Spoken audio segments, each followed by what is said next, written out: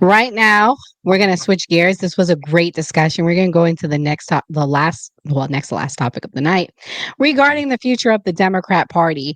Right now, whether you guys want to agree or not, the Democrats have a record low approval rating. Okay. What is the future? Is AOC the future? And if AOC is the future, are we going in the direction of a democratic socialism, as they like to say? And is it in line with communism? Because if you're in line with socialism, I'm sorry, but you're in line with communism. Let's watch this clip and let's hear what AOC had to say about democratic socialism and them describing it. In a communist country. While a number of countries have described themselves as communist, for example, China and North Korea, by definition, there has never been a true communist country. So, what exactly is communism and how does it relate to socialism?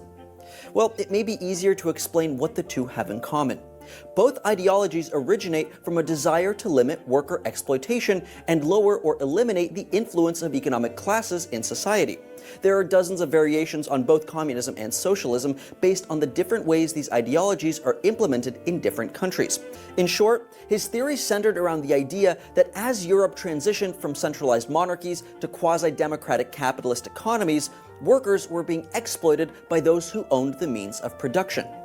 So if you work in a factory or on a farm, as many at the time did, whoever owns the factory or farm is getting more out of the worker than they're putting in.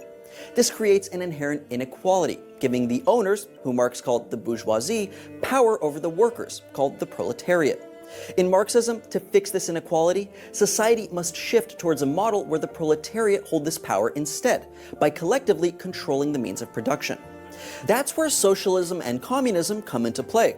According to Marx, socialism is a precursor to communism and the next logical step after capitalism. In socialism, a democratic state controls the means of production, rather than having private companies hold ownership. Instead of competing with each other as in a capitalist society, socialism has workers contribute as much as they can to the greater good, and then they all share equally in that good. You have said you are a democratic socialist. Can you be a democratic socialist and a capitalist? Well, I think it depends on your interpretation. So there are some democratic socialists that would say absolutely not. There are other people that are democratic socialists that would say, I think it's possible. What are you? I think it's possible. There is a human right. Colleges and universities should be tuition free. We have got to make sure that every woman in this country can control her own body. They got the money, we got the people. But we're not going to win a game on defense alone. We know that, right? We need a strong offense. And our offense is an ambitious vision for the future of America. It's Medicare for all is our offense. A living wage is our offense. Tuition-free public colleges and universities are our offense.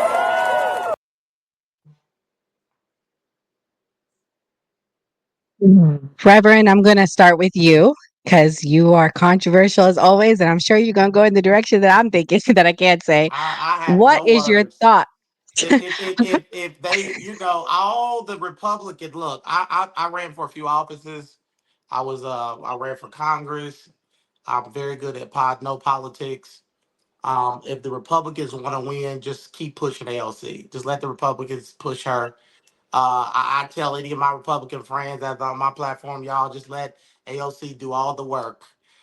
Because you have to remember, Kamala Harris lost because she was too progressive. That was the issue. That was the issue where regardless, it wasn't a color thing. It wasn't a race thing. I know people on the left, they don't want to accept reality. But the polls show when they poll people, Trump won on borders, he won on the economy, and he won on another of other issues that were not as important as those two issues.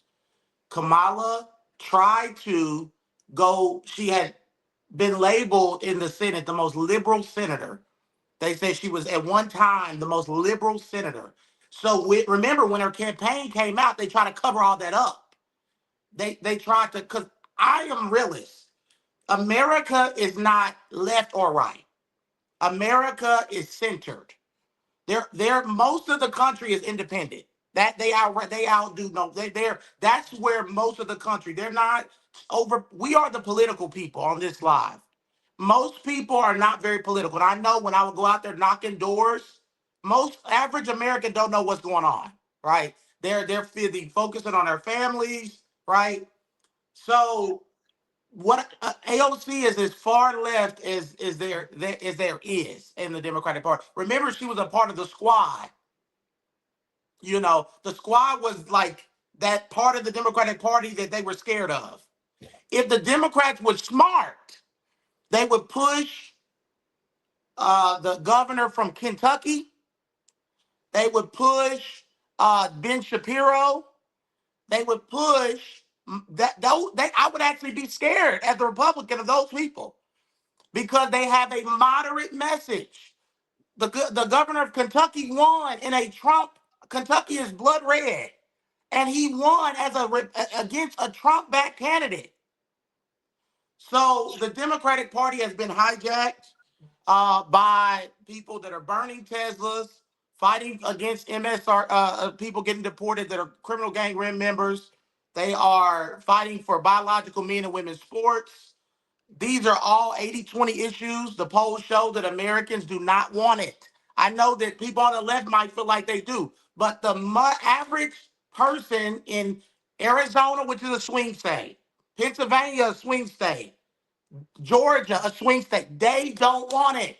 They don't want it. And AOC is everything. It all sounds good. Free healthcare, free everything. It all sounds good. The question is, who pays for it? That's the question. I would love to have free health care. Oh, y'all, look, I like the Democrat ideas. I'm just intelligent enough to know from studying history that somebody has to pay for it. Well, they say, well, let's tax the rich. Okay. Well, let's see what happens when you tax the rich. They tried that in California, right? And they're fleeing California right now because they took minimum wage up to $15 an hour, $20 an hour, something crazy thing they did. So what happens? All the fast food jobs started shutting down. They shut down and moved to Texas, where there's low taxes. So the billionaires are going to take all their jobs and they're going to go overseas. They're going to take them over there where they can get cheap labor, $2 an hour. Somebody will work for it over in Mexico or China. Somebody will work for $5 an hour, right? So they'll just take all their jobs over there. It does not work. History has shown us that democratic socialism is socialism. It leads to communism. It doesn't work. I don't care what you try to spin it. I don't care if you try to put a bow on it. You try to repackage it. They tried to do it throughout history. Exactly. It does not work. And if people can argue That's what with happened in history, Venezuela, Rev. That's yes. what Kamala wanted to put in place. She wanted to do those price caps. Venezuela did it. That's why they literally, a dentist makes $100 a day, y'all. A dentist here makes six figures. I mean, I can tell you from personal experience from friends. So, but Trump's administration, I must go to you now, skeptic, just announced something that I think is going to hurt him. And we can talk about it. I want to hear your response. He just said, I'm going to make y'all pay these student loans back. And Biden, I truly believe, won because of the student loans. Skeptic, what's your thoughts? I'll let you also respond to Reverend Wells. Do you think the future of the Democrats will lean into this and say, we're going to give free college, we're going to raise these student loans more than he did? So I just want to say that I am a big fan of AOC, and she is a very educated woman. She has a double major from the Boston University in economics and also an international I want to say policy or something like that. But I think there's a misconception in the ideologies of communism and socialism. I think a lot of people have a hard time understanding economics. I talk about this all the time. When we talk about capitalism, we don't have a full capitalistic economy here in the US, because what we are currently doing with tariffs goes against capitalism. Capitalism is a profit motivated economy. The reason why companies went to different countries, China, other countries, where they could make more profit and then ship those products to the US and sell them for a higher price and then make more profit again, was a capitalistic ideology. So when the government steps in, this is why I say the socialistic ideology isn't really understood, because the ownership of production is what we're talking about. The moment that the government steps in and places a tax, aka a tariff, on a product, It is no longer a free market. So we have now came in and have maneuvered the free trade that we had, which would have been capitalistic. So we don't actually have a fully capitalistic economy. We actually have a mixture of some socialist ideologies when it comes to social programs and government subsidies. And we have combined these two. The things that we are unhappy with are those that are fully free trade and go after the capitalist ideology. So I think that it's more complex than just simplifying it down to say, if you're a socialist, you're a communist. That isn't necessarily true. That's why there's a difference between socialism and communism, because we actually have a mixture of socialistic like programs in our government as of today. So I think that there are some things that we need to tweak. I don't think that we should go to that way or this way. When you listen to economists, we have always listened to socialist economists. We have always listened to both, and we've come to the middle on this. We have to find the common ground when it comes to this, because if not, what they're currently doing with the tariffs is going to backfire. What they're currently doing when it comes to U.S. Treasury bonds that other countries were buying, and therefore we're keeping the U.S. dollar as the world currency. If that falls through, plus we ask the feds to lower interest rates, you don't understand the economic disaster that's going to cause for us. And I just think like we are trotting a fine line of like something worse than a recession. Fair enough. Fair enough. But we keep talking about these tariffs. The tariffs are being used as a leverage for us to be putting America first, right? Mia, I think the ladies on the new party are so intelligent. Skeptic, I think you're one of the smartest people. And Mia, you are too. I'm going to let you go next. What's your thoughts? Honestly, I am so tired of hearing about the tariffs this, the tariffs that, the tariffs this, the tariffs that. Like, it kind of is what it is. Like, everybody does tariffs. Tariffs have been around since the dawn of time. It is such a played out political topic to keep hammering about tariffs like this is something new and exciting. Bro, we've done tariffs for hundreds of years. And when we were over in England, we were still doing tariffs then. We were in Rome, we were still doing tariffs then. Cleopatra had tariffs back in the Egyptian times. Like, tariffs are so played out, and people keep acting like it's like some new thing. We honestly need to move on from the tariffs. It's like, you know, if you want to hang out with a big dog, you got to pay a little fee. It is what it is. When we want to see somebody professional talk, we pay a little fee to hear them talk. You want to do business with us, you get to pay a little fee. It's a little entrance fee, if you will. It is what it is. I don't get why people are so upset. The tariffs are not on retail prices. They are on the price at cost. So a tariff, if it costs $10, Nike, let's say it costs Nike $10 to make a shoe, and they have a 25% tariff on that, it's only an extra $2.50. I mean, come on, dude.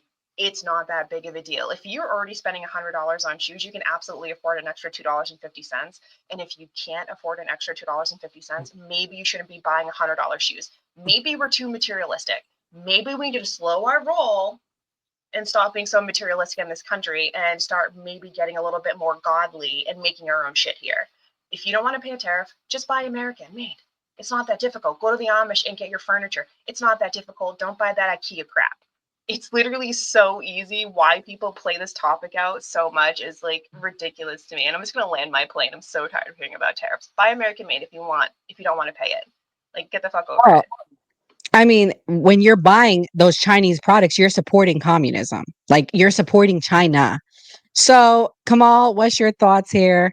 What's the future of the Democrats? Do you think democratic socialism is the future? Do you like it? What are your thoughts? Well, first of all, I felt kind of heartbroken because you said that if you buy from China, you support communism. I done bought some things in the 90s from China, made in China, you know. Second, I don't think the Democrats are a socialist party. I agree with what Skepta says. It's like we have kind of like a combination. And let's be real, like they trying to bring over the immigrants and use them as cheap labor or send the jobs out there like Bill Clinton did in 94. Like, that's the thing. That's why I don't think they're a socialist. They're part of the capitalistic system too. They just have a different way of doing things.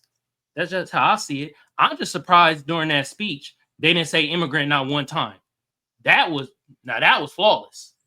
I didn't hear not one immigrant. I sure AOC was about to say, and we about to help the immigrants too. I'm like, God damn, here we go again. You feel me?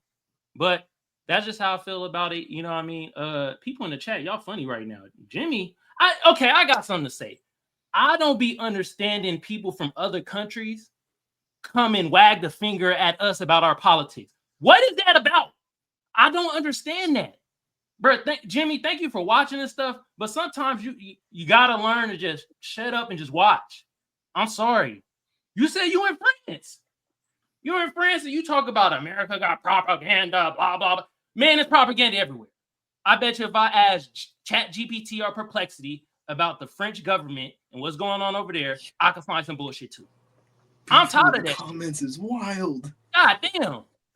But shout out to Jimmy though. Keep watching. And I guess he don't like the Rev.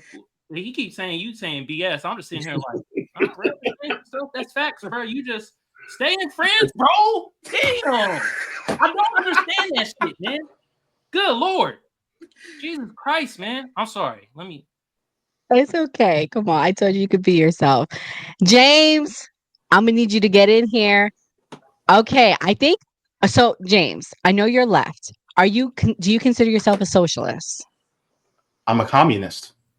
You're you are a communist. Okay. Yes. So I'm going to give you the floor. And we're respectful here. I'm going to give you the floor. I'm going to give you 2 whole minutes. Tell me why I'm a child of immigrants. My family fled Jamaica to avoid communism because they were talking about linking up with Cuba. I don't know if you know about that history. We'll talk about it another time. But tell me why my family shouldn't have fled and came here, left their hardware business, left everything to come here, start from the ground. Nothing. Served in the United States military because we love this country. Tell me why we shouldn't have fled and stayed in Jamaica. I want to hear it. Go ahead. The floor is yours. So I don't know exactly your entire family history. To answer the question of basically with the video title, are Democrats turning into communists? No, they're not. If anybody thinks that Bernie Sanders and AOC are anything close to actual socialists and communists, I got a diamond encrusted bridge to sell you over an active volcano. They are playing the field, so to speak.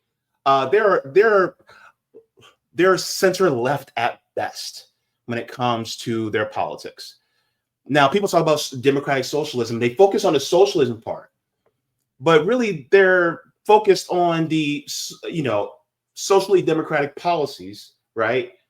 That are really more populist policies among people, and they try to go according to the Scandinavian model, things like that.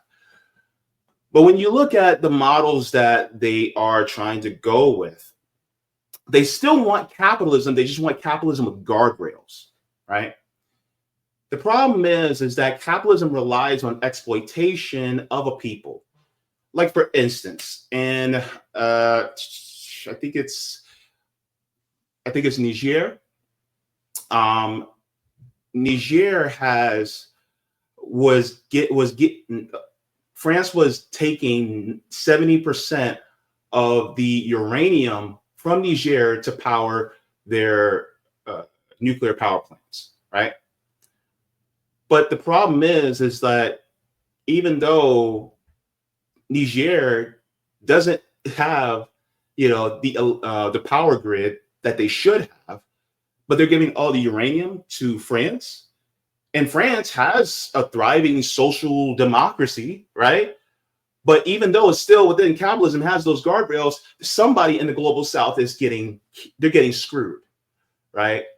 So when it comes to people like AOC and Bernie Sanders, really this is just a tour right now that they're doing to take people back into the Democratic Party. That's all it really is. As far as the discussion regarding the saying that we have a mix of capitalism and socialism, socialism is really the workers owning the means of production and distribution. But that being said, then when you talk about social programs, that in itself isn't socialism. And this goes into the whole trope of socialism is when the government does stuff.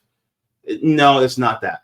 It's when workers have the power, or what we call the dictatorship of the proletariat, the dictatorship of the people.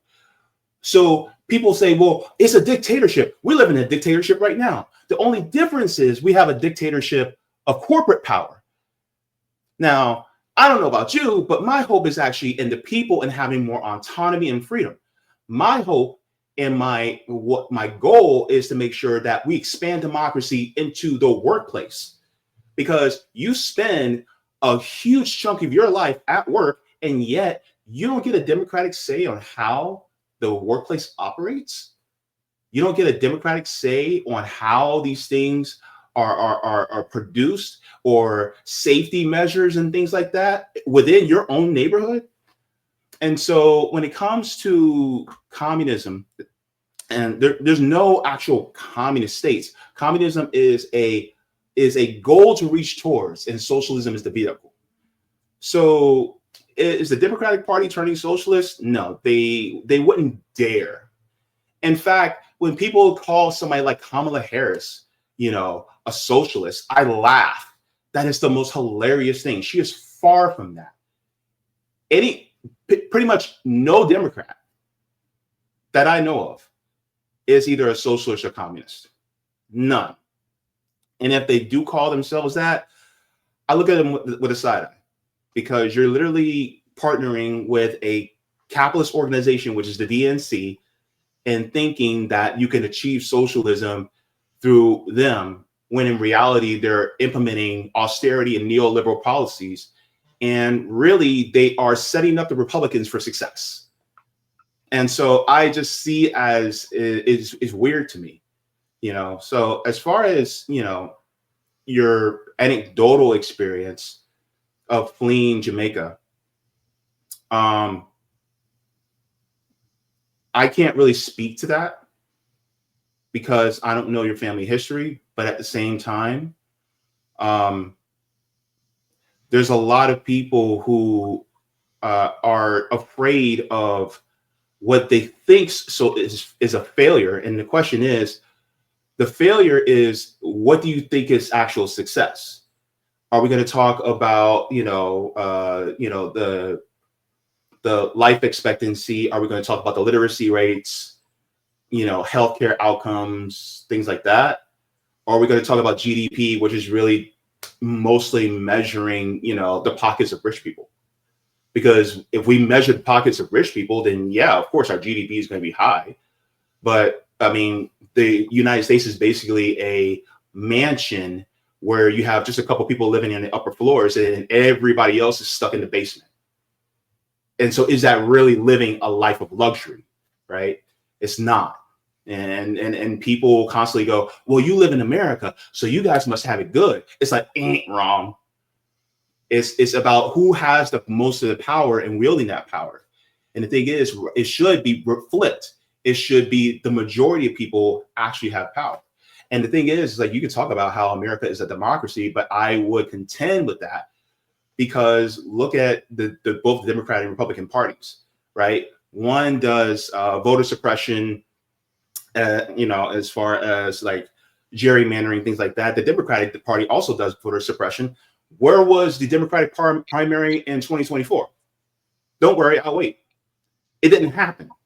So the problem is that ultimately, when it comes to the state, there's a lot of suppression.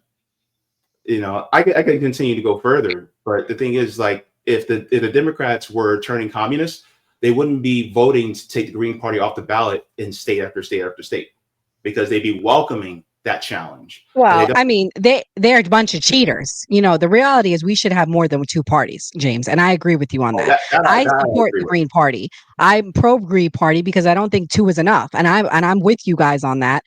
Enzo, you put the hat on. Let everybody know about the hat. What's it mean? What's your thoughts on communism? Because I know you're a lover of history. Tell everybody the antithesis of why we should not support communism. So this is a joke on my live, because everybody loves to come in there and say, because I'm a Trump supporter, I'm a Russian bot.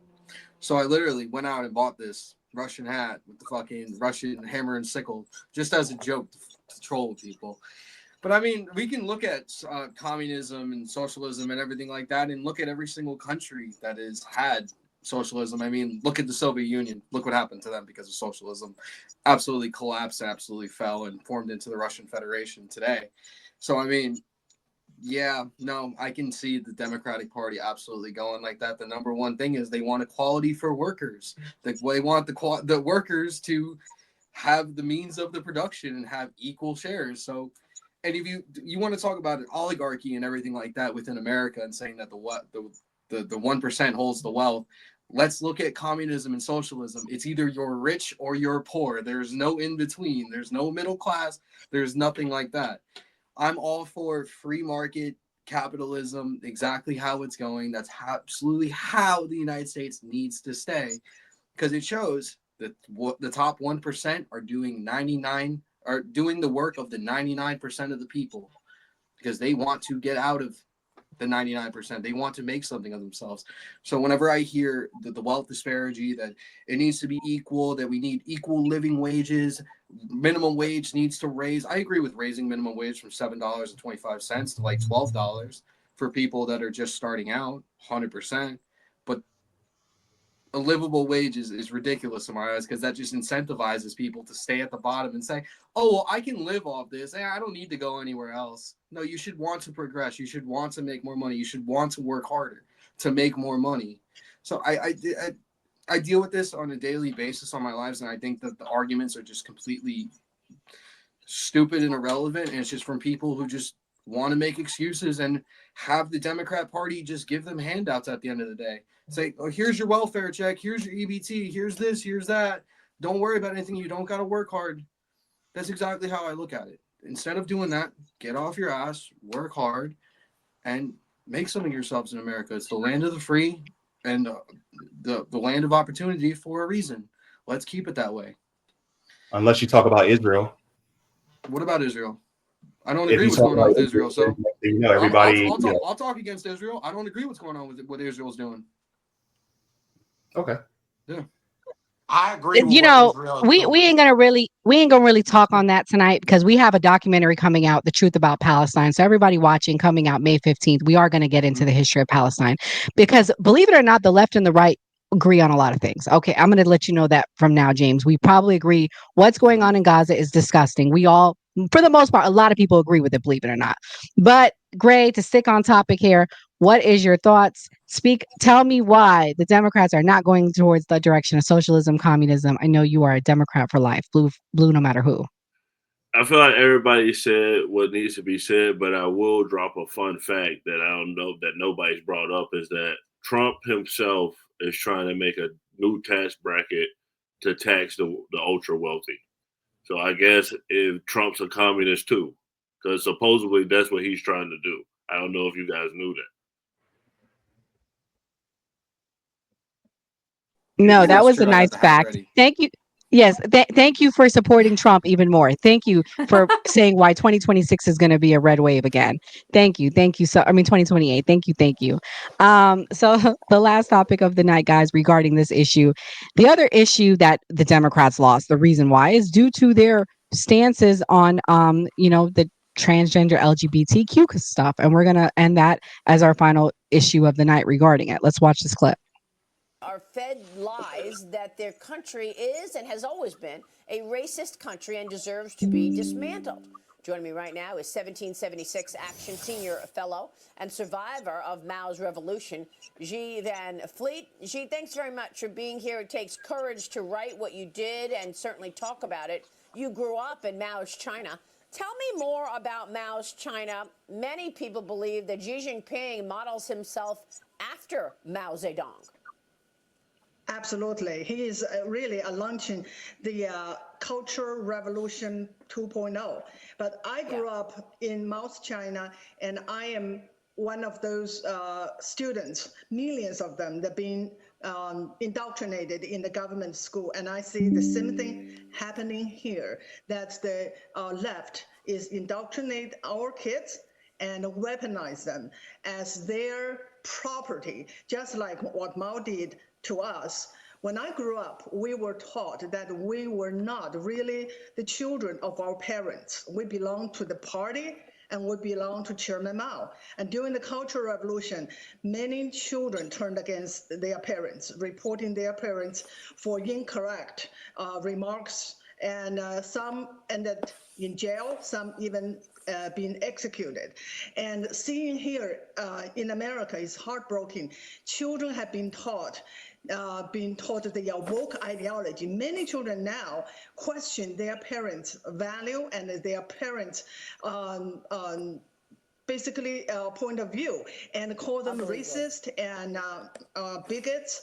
And this is the same thing. Why they are doing this? Because those who own the children own the future. Mao mobilized millions of children that in being indoctrinated to carry out his cultural revolution and seize power for him. And the left is doing the same thing. They're not interested in training the children. So the reason why I play that clip is that was somebody that lived under communist regime. She said that they went after the children. They control the children. They control religion. Reverend Wells, I want you to speak to why should we want to be communist or not want to be communist? I mean, my two biggest reason is the religious aspect and the children. The fact that they control your children when they go to school, school and they literally learn to praise the leaders, the supreme leader. So that's the stuff that we're not talking about here. What's your thoughts? I just say this, and I end the whole communist discussion. If you think communism is so good, I want you to sell everything you have in America, and I want you to move to one of the countries that calls itself communist. That's it. That's the end of the discussion. So it's very easy to talk about how lovely all this stuff is when you're sitting in the safety of America, right? When it's easy to talk about, oh, this is wonderful, while there are people over in those countries starving to death under it, right? Because we're in America, we're entitled, we're spoiled, right? It's easy to talk about, it's like a bunch of rich people talking about how hard it is to suffer but they never suffered under living in the hood, right? Or living in poverty. So until people are willing to live under communism, to live under the dictatorships that they're saying is so wonderful. You have China, you have North Korea, you have there. You can move to North Korea. Tell us how it is there. There is no inequality among rich and poor because he has pictures of himself in all their houses, and he tells them what to eat, to sleep, what to do, where to go. Uh, they have no freedom. We can go down the list of them. They have China, which is they're even adopted a lot of capitalism, but there's no religious freedom like that in Catholic. I'm deep in the church, and I have a lot of people that are in the underground church over in China. The Christians are underground over there. Christians are being killed, and I know this. This is not he say. I have pastor friends that have people that have go over there. They're being killed. So if anybody can justify that, there are people being slaughtered. And Muslims too, Reverend Wells. In China, there's Muslims in camps right now. They cannot practice their religion. So it's not just Christianity, to be clear. It's Muslims too. But for me as a Christian, that is an issue either way. And that's one of my biggest reasons. I mean, the communism just is horrible. I mean, I've studied it. I mean, I was a history teacher. I taught on it. I worked at a classical school. We focused a lot on history. I taught the subject. I taught on communism. I know a lot about it. I know all the arguments. I know all the crazy stuff people say about it. Not to disrespect anybody, but until people are willing to go over there and live under it, it just goes in one ear and out the other. There are plenty of places in the country. Venezuela's a good one. You want to go over there, go move to Venezuela, sell your passport. I mean, I have friends that move all the time. Go over there, get you a nice little place to live and barely be able to eat, barely have food, barely have lights over there.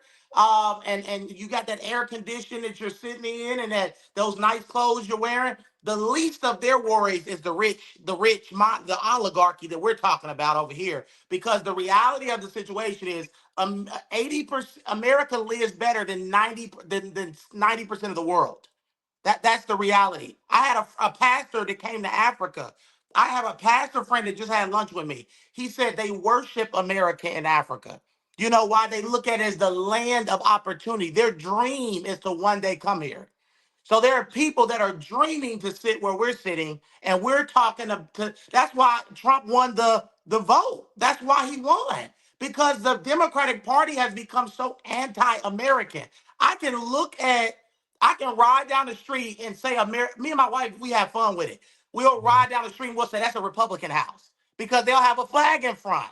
The Republican Party has become the American patriotic party. The Democratic Party, they pretty much hate their country. That's why you see them, but people protest and they don't care. These people are burning flags, burning the American flag and all this crazy stuff. And then you wonder why Trump won Reverend 60, Wells. 70% of the Hispanic vote. The people that they say he's kicking out, they actually voted Trump in. The Hispanics are the reason that Trump won the presidency. True. Why? Because they came from countries where that stuff was happening. And they say, y'all might talk about them borders, but we don't want Cuba. We don't want Venezuela. We're going to vote for the guy that's not saying the same stuff they were saying. So until you're willing to, anybody is willing to be quiet and go live under it, you can keep that to yourself. Can I James, respond? I'm gonna let you. Yeah, I'm gonna let you go next. Okay. Let me ask you this: as far as the poverty that happens in these countries, are you aware of the sanctions that the United States constantly has them under? Like, for instance, the Cuba embargo that's been happening for over 60 years, and so then they can't upwardly mobile and trade with other partners around the world in order to be able to bring themselves up. So the thing is, I'm not saying that America, I'm not interrupting you, but I'm not saying America is perfect. I believe America has its issues. I believe America could improve. But what I do hate is that people make it like this is the worst country. But this country has lifted more people out of poverty than any country. You have people like Tyler Perry, and I can name on that were homeless. They were homeless, sleeping in their cars, and they are now black billionaires. People like him, Oprah Winfrey. I can just name on and on who you can make billions of dollars in this country dribbling a basketball, right? Like, so this country has given people a life that they could never dream of in other countries. So I have a hard, yes, America's not perfect, but no country's perfect. No country's perfect. well, speaking as a Black American, looking at somebody like Tyler Perry, Oprah Winfrey, number one, they are the exception, not the rule. Number one. Number two, in order to be able to amass that much wealth, you have to exploit some people to get there. Yeah. Right. This includes people like Rihanna, Jay-Z, Byron Allen, what have you. And so therefore, it should be really, I judge a nation by how it treats its most marginalized people. And so if you look at the countries that have virtually eliminated homelessness, look at just Google the literacy rates of some of these countries that are socialist that you deride. And the thing is, like, the literacy rates are higher than that of even here in the United States. So, I mean, yeah, no country is perfect. No country is going to be a utopia. But at least we're trying to get to where everyone has the basic necessities met first. And then if somebody works really hard, they can actually achieve something. You really think that somebody like a Peter Thiel or Elon Musk actually work just as hard as somebody who may work at a Chick-fil-A or Starbucks? Yeah. You think they work that much harder? Yeah. Because you have to work 10 I times. think JD Vance did. If we're going to be naming out those people, JD Vance did. JD Vance came from nothing and he worked his way up. So, I mean, the same can be said. Maybe he may not be at Elon Musk, Peter Thiel's level, but he's doing better than, I would say, 70% of Americans right now.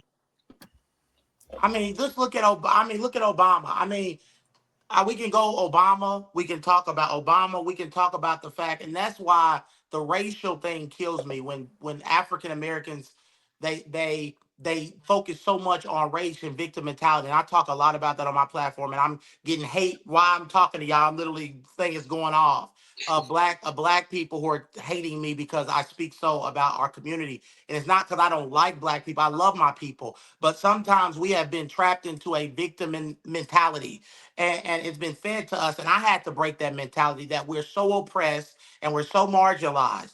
But this country gave a black man that was nobody thought he was going to win. Nobody even thought he was on the radar. He took the Democratic Party by storm. He became the first black president. And yes, this country was in a bad place and it did some horrible things. But this nation redeemed itself in 2008 when it elected nobody. Our grandparents couldn't have imagined a day that they would see a black man sit in the Oval Office. And then they had the nerve to put a halfway dark-skinned woman as vice president. So as bad as this country, the people say it is, a lot of people on the left can't celebrate its progress, right? They can't celebrate the fact that there are good things in this country and that there are people that are beating down the door to get here. And I would ask him a question. Those countries that have those literacy rates and all that that you're talking about, why are those same people beating down the door to come here? Why are they literally getting separated from their children? There are Hispanics that are literally losing their children in the sex trade because they were so desperate to come to America that they got disconnected from their own children. Like 300,000 children were missing. Let's give everybody a chance. Kamal, since you say you for black people, what you think about what Reverend Jordan Wells said is, did America do their just due once Obama was elected? Was everything a clean slate at that point? Well, I got a couple of things to say. First of all, I'm not for black people. I'm for black Americans and black people on code. There's some black people out there that ain't on code, and I ain't for their ass. All right. Second of all, Reverend, man, I thought we was gonna get to the whole show without you saying we're victims. You feel me? We victim blaming. Damn, Reverend, I thought we was gonna get to the whole show, man. Damn. Anyway, You was liking me, huh? Oh man, I still like you, player, man. I know that a little bit, huh? Hey man, no, I appreciate you, bro. Even though that clip that you got on there, I'm kind of, but you know, my thing is this though. Capitalism, communism, socialism, all that shit is riddled with white supremacy. All right. And that's our main factor that we need to fight. Because we can have a communist country, a capitalist country, a socialist country, but that ain't gonna mean shit if throughout those systems, it's intertwined with white supremacy and racism.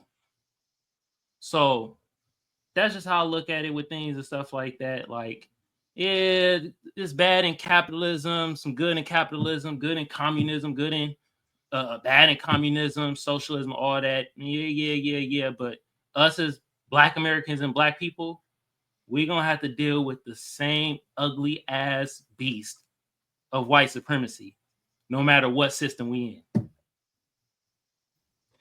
Just to respond to that, as also a fellow Black American, got fifth great grandfather born in the 1700s.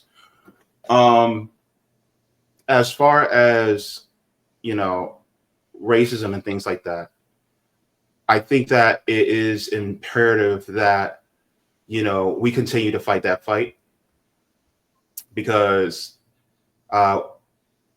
but I don't want that fight to be made harder by us being exploited, right? I'll get you. But at the same time, of course, because we have a unique experience as Black Americans, we also need special circumstances in order to be able to bring us equitably to even, right? So, like, for instance, reparations for American descendants of slaves, right? Freedmen. And so while, James, hold on. I don't mean to interrupt you, but I was going to Skeptic. I was trying to give everybody a chance. Skeptic. So I know you're very passionate about the border. So, like, what do you think about when they're saying that people are beating down the door because their countries are messed up? Like, well, I think they're referring to Venezuela, and the U.S. dipped their toe in Venezuela, and we caused their government to be to have issues. And so therefore, that's why we were taking in Venezuelan refugees. When we talk about people beating down the door, I want to say that we're talking about the refugees. But just to add on to what James was saying, America, I'm a first generation American. And when I have been going down to educate myself when it comes to American history, America has had so much blatant racism and systemic racism. And then I host lives on TikTok, and I have white people come and tell me, look me in my face while I'm telling them facts when it comes to both political groups trying to win the white Southern vote and saying racist things in America, tell me that racism never existed in America. So I think it's such a we played a video where there was neo-Nazis waving a flag, a person who was born in a part of Africa that had what is it, apartheid, whatever it's called, beliefs, did a Nazi salute, and we just didn't blink an eye. That's how desensitized we've become to this. So no, I wouldn't. I don't necessarily believe that America can't work past things, but I do believe that we have to be honest when it comes to the realities of what America has gone through and what Americans have done to marginalized groups here. I mean, there have been experiments done on Puerto Rican women, Black women, Hispanic women. It's crazy. We have to acknowledge the history of America in order for us to progress and become better. It's not that we're victims and we're taking a victim mentality. It's the fact that if we do not know our own history, we are doomed to repeat it. And we have to know the history. We have to acknowledge it. We have to work forward. I don't have anything against anyone, right? Even if you are white, I'm Latina. I have no problem, but I do like the fact that we can acknowledge history and move forward from there. If you can't even acknowledge that there was a problem, how can we work past the problem? Enzo, I know This is the white supremacy though, and then I'm gonna let I know Enzo speak. Enzo was saying something. But Enzo, this you is the were saying white something. supremacy. It's to divide us, to allow us to think that these are real actors. I think some of these people are paid, but I'll let Enzo go. I didn't say anything. Okay. No. Yo, can I say something real quick? Yo, Keith, what's the true narrative then? Because you've been in the chat. It's a false narrative. Everything's a false narrative. What's the true narrative? I'll wait. Because you done said it to Skepta, you done said it to me, you done said it to James, you done said it to Mr. Reverend Jordan Wells. Hell, you damn near said that everybody on this panel, everybody has a false narrative. So what's the true narrative, Keith, KK the Beast? Appreciate you watching. Call my boy like that. What? It's my buddy. I haven't been paying attention. He got to hit us with the true narrative then, because he keeps saying we all Keith, false speak over up. here. I got you back. Yeah, man. How can you say the acknowledging history's issue when it's taught in every single school in the United States? Every white kid knows about the atrocities of the past. That's what No, he they said. don't. And I'm gonna tell you, I grew up in Arkansas, so I'm telling you from the school system that I went through, I didn't understand racism until I moved to Louisiana, and I heard the fact that there were white slave owners that were feeding people to alligators. There were white slave owners that were doing atrocious things to Black slaves, and the fact that America literally paid federal dollars, tax money, to do to basically, they ran experiments on Puerto Rican women, and at one point I want to say it was about 40% of Puerto Rican women were sterilized because of experiments that we did on them. Also, experiments were done on Black women that also called sterilization without their consent. So no, I didn't learn that in school. I don't know if everybody else did, but I didn't. Well, I did. I did. Enzo's live. He'll discuss it with you. I saw what he typed in. Man, if I join Enzo live, it's for Enzo. I don't want to hear your Rudy Poo ass, bro. God damn. Enzo's on the panel. You can't type it in the chat right now, bro. You ain't got nothing to say. Shout out to Enzo, man. Shout out to you, bro, for real. I tapped into a couple of your lives, actually. Oh, it's always already fun been time in in my bro live, lives. so I just want the Okay, guys. Woo! Okay, so we're gonna play one last clip. This is the Reverend clip that went viral. We're gonna play this as the last